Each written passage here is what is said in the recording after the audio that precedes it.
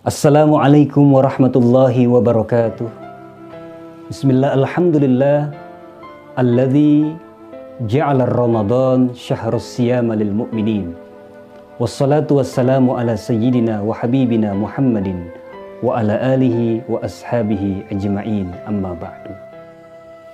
Shaimin, shaimat, dan seluruh pemirsa dimanapun Anda berada.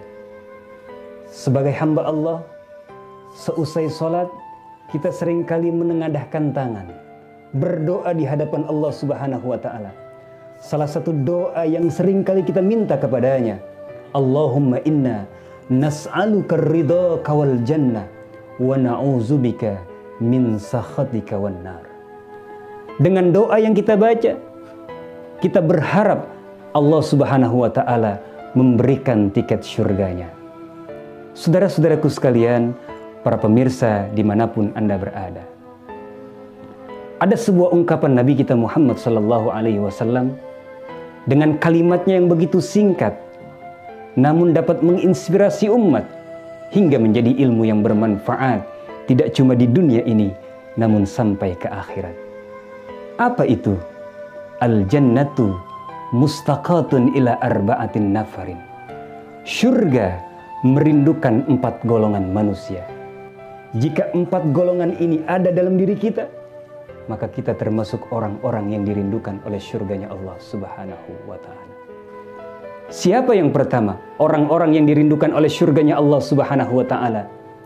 Talil Quran. Mereka yang gemar membaca Al-Quran, mempelajari Al-Quran, mengajarkan Al-Quran, hidupnya sesuai dengan tuntunan Al-Quran.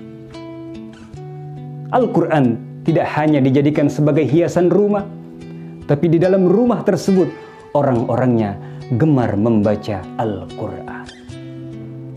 Lalu yang kedua, orang-orang yang dirindukan surga, kata Rasulullah sallallahu alaihi wasallam, hafizil lisan. Mereka yang pandai menjaga lisannya. Jangan sampai ucapan kita menyakiti hati orang lain. Jangan sampai omongan kita mengganggu perasaan orang lain. Orang-orang yang pandai menjaga lisannya, merekalah nanti yang dirindukan oleh surganya Allah Subhanahu wa Ta'ala. Sebab ingat pemirsa, salamatul insan fi hifzil lisan. Selamatnya manusia bergantung bagaimana dia bisa menjaga lisannya.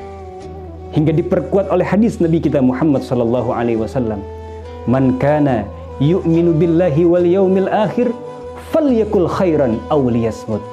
Siapa orang yang beriman kepada Allah dan hari akhir nanti, maka ketika dia berbicara, berbicaralah yang baik, berbicaralah yang santun, yang tidak menyakiti hati orang lain.